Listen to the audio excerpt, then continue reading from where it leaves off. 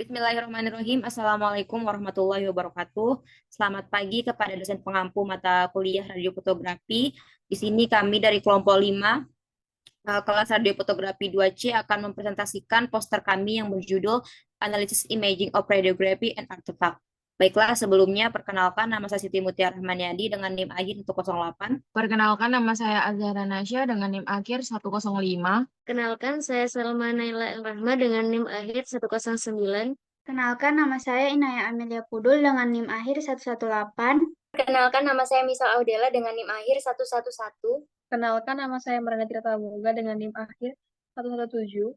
Perkenalkan, nama saya Kirani Yunia Zara dengan NIM akhir 107. Kenalkan, nama saya Zuhuri Salsabila dengan NIM akhir 110.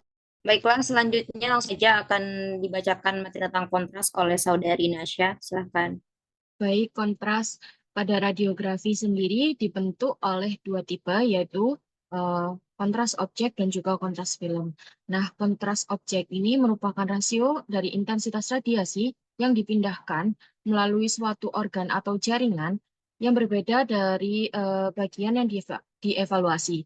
Kemudian untuk kontras film sendiri merupakan kapasitas film untuk menyerap juga menolak sinar X yang masuk ke dalam sebuah film. Kemudian faktor yang mempengaruhi kontras radiografi yaitu tegangan tabung, perbedaan koefisien atenuasi linier gambar, radiasi hambur yang akan menurunkan nilai kontras, penggunaan grid dan processing film.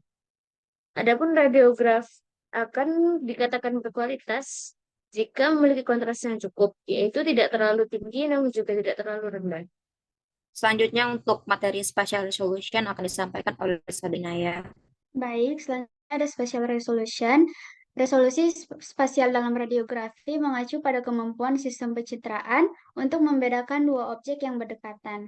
Semakin tinggi resolusi spasial, maka semakin kecil dua objek yang dapat dibedakan. Resolusi spasial diukur dalam pair lines per milimeter, dan semakin tinggi nilai LP atau mm, semakin baik resolusi spasialnya.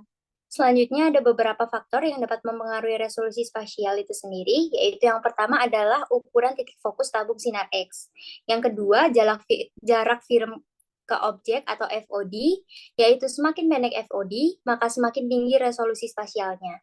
Selanjutnya ada magnifikasi. Jadi, magnifikasi yang lebih rendah itu dapat menghasilkan gambar dengan resolusi yang lebih tinggi. Selanjutnya ada kualitas film atau detektor. Yang terakhir ada noise. Noise dapat menurunkan resolusi spasial dengan mengaburkan detail gambar. Selanjutnya untuk materi distorsi. Jadi distorsi merupakan kesalahpahaman mengenai ukuran atau bentuk suatu objek pada gambar radiografi dibandingkan dengan ukuran atau bentuk sebenarnya yang dapat mengganggu diagnosis. Distorsi menyebabkan terjadinya yang pertama pemendekan atau Ford shortening disebabkan karena objek tidak sejajar dengan arah datangnya sinar X, dan yang kedua pemanjangan atau elongasi disebabkan karena objek tidak sejajar dengan image reseptor. Lalu selanjutnya, distorsi ini disebabkan oleh tiga hal, yakni yang pertama ketebalan benda. Objek yang tebal akan mengalami distorsi yang lebih besar dibandingkan dengan objek yang tipis. Hal ini akan terjadi karena pada objek yang tebal akan mengalami besaran yang tidak sama. Lalu yang kedua ada posisi objek. Objek yang diposisikan tidak sejajar dengan datangnya sinar X atau tidak sejajar dengan IR akan mengalami distorsi.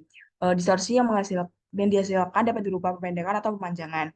Lalu yang terakhir adalah angulasi objek. Objek yang diberi angulasi akan memberi jarak atau gap antara objek dengan IP. Hal ini akan menghasilkan gambar objek yang akan lebih melebar. Baiklah, selanjutnya yaitu ada artefak.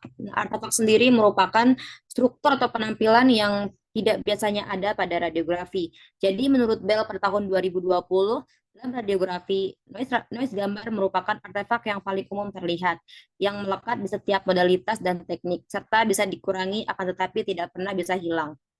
Selanjutnya yaitu ada faktor penyebab dari artefak. Yang pertama ada artefak akuisisi gambar, di mana artefak ini disebabkan oleh kesalahan pengoperasian oleh radiografer dengan teknik radiografi yang tidak tepat seperti kolimasi yang salah, eksposur ganda, artefak teknik eksposur, artefak grid dan juga light bulb effect. Yang selanjutnya yaitu ada artefak pemrosesan gambar. Nah, dihasilkan selama pemrosesan gambar seperti CR reader artefak, artefak IP atau imaging plate, dan artefak terkait perangkat lunak. Selanjutnya yaitu ada artefak berbasis pasien. Nah, jadi dihasilkan karena gerakan pasien atau motion artefak lainnya termasuk implan logam seperti tambalan gigi, perangkat prostetik, dan berbagai benda asing atau foreign object artifact. Jadi artefak itu ada beberapa bentuk seperti artefak gerak, komposisi gambar, gate cut-off, dan benda radiopak. Untuk cara mengurangi terjadinya artefak pada hasil radiografi, yaitu ada beberapa cara, yaitu pertama mengganti imaging plate, selanjutnya bisa memperhatikan penggunaan grid yang tepat, kemudian melakukan perawatan pada imaging plate dan sistem radiologi, kemudian bisa memastikan kaset dan imaging plate tidak terkena panas dan tetap lembab.